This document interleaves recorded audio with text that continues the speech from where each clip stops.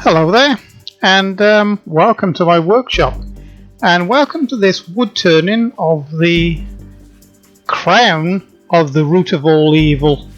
Of course, this is the other end of that tree that I turned up the other day, and you seem to like that one, so well, this is the crown of that tree. And it's a very interesting piece actually, and it's very, very hard wood. You can see it's really dried out, and a fair bit of trouble cutting this one. It is actually a little bit worse than what the root bowl was.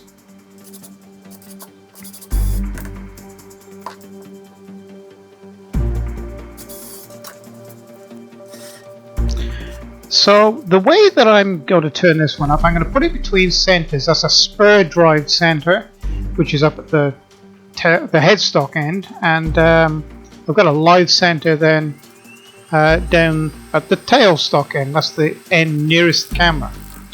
So I'm starting to machine off the all the odd bits that are sort of sticking out, and getting down to sort of, should we say, reasonable material. And I've actually turned to a roughing gouge here to remove some a little quicker.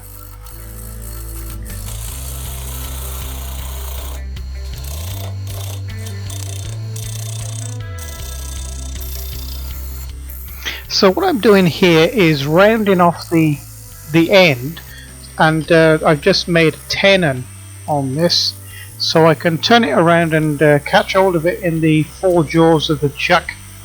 And there you go. That's what I'm doing right now. And I'll bring the tailstock up, support the other end then, and I can really get into it.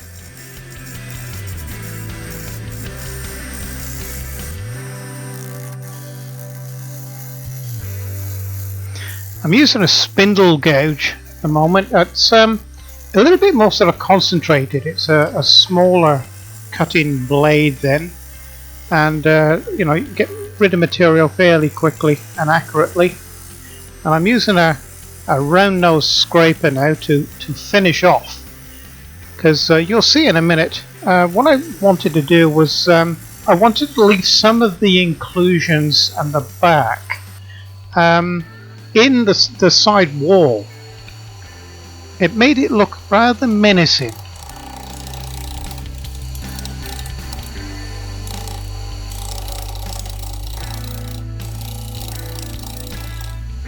So I've got a 5/8 spindle gouge now, and I'm starting to take out the inside and hollow out the vase, bowl, hollow form, whatever you really want to call it. This is the crown of evil.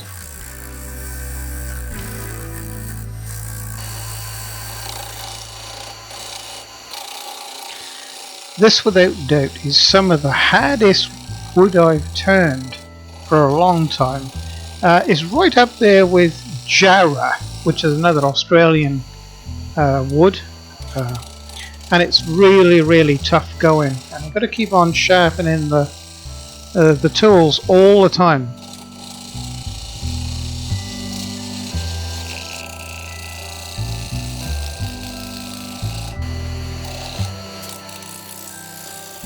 Actually, it was so tough going that I got my carbide tool out and I started to hollow it with that. I don't use the carbide tool very often. I don't know why. I probably should use it more than I actually do, but it has its purposes, and in this case I used it all right on this.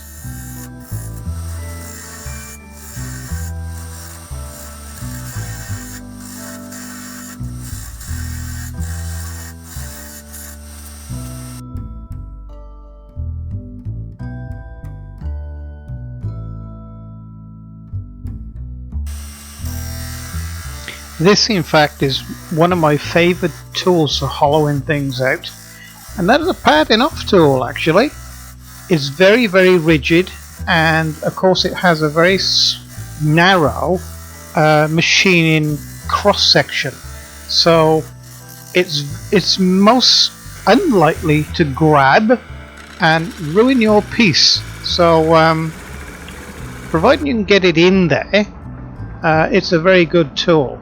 And you can see it's very small chips coming off, and like I say, it doesn't tend to grab.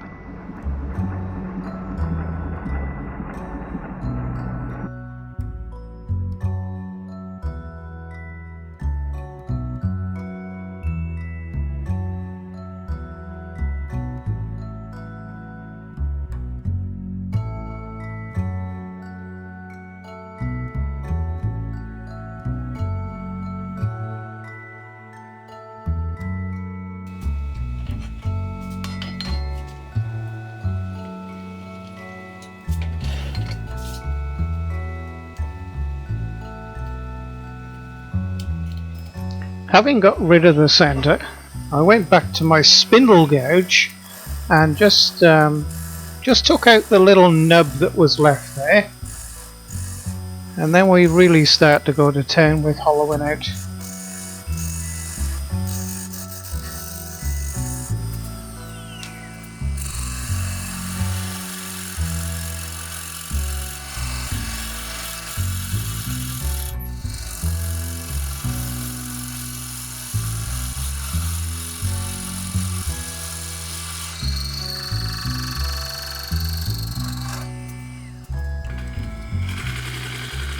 So after I've used my 1.5" spade bit to take the majority of material out of the center, it just makes the job a lot more easier.